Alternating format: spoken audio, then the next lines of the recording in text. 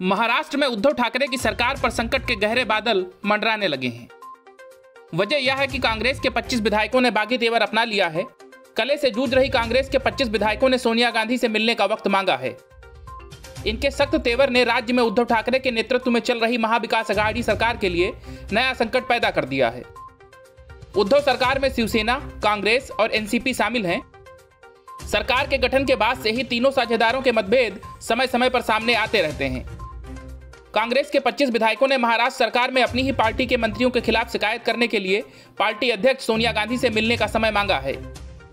इन कांग्रेस विधायकों का कहना है कि पार्टी के मंत्री भी उनकी बात नहीं सुनते, उनकी चिंताओं का जवाब नहीं देते। विधायकों ने सोनिया गांधी को भेजे पत्र में उनसे हस्तक्षेप करने और चीजों को सही करने का आग्रह किया है।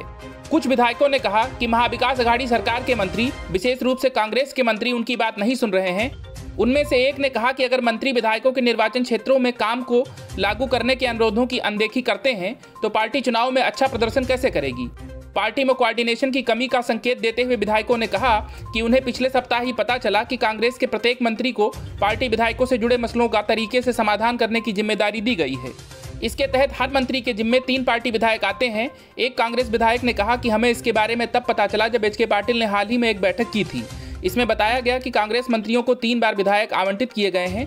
राज्य में MVA की सरकार बनने के कुछ महीने बाद ही ऐसा किया गया था, लेकिन हमें इसके बारे में सरकार बनने के 2.5 साल बाद पता चल रहा है। अब भी कोई नहीं जानता कि कौन सा मंत्री हमसे जुड़ा हुआ है। इसके अलावा कांग्रेस के विधायकों का यह भी कहना है कि इस तरह की परिस्थिति के कारण राज्य में पार्टी एनसीपी से भी पिछड़ रही है। विधायकों ने चिट्ठी में लिखा है कि एनसीपी के नेता और उद्धव सरकार में डिप्टी सीएम अजीत पवार लगातार अपनी पार्टी के विधायकों से मिलते हैं, उनकी बात सुनते हैं और योजनाओं के लिए धन की व्यवस्था भी कराते हैं। उन्होंने ये भी लिखा है कि एनसीपी लगातार कांग्रेस पर निशाना साधती है। अगर अभी कदम नहीं उठाया गया तो कांग्रेस बाकी राज्यों की तरह महाराष्ट्र में भी हाशिए पर चली जाएगी। विधायकों ने कहा कि पंजाब में पार्टी की हार के बाद तत्काल कार्रवाई की जानी चाहिए। अगर पार्टी का महाराष्ट्र में ऐसा ही रवैया रहता है तो पंजाब जैसा परिणाम यहां भी आ सकता है। हालिया विधानसभा चुनाव में कांग्रेस को पंजाब, उत्तर प्रदेश, उत्तराखंड, गोवा और मणिपुर में करारी हार मिली है। Bureau news of India.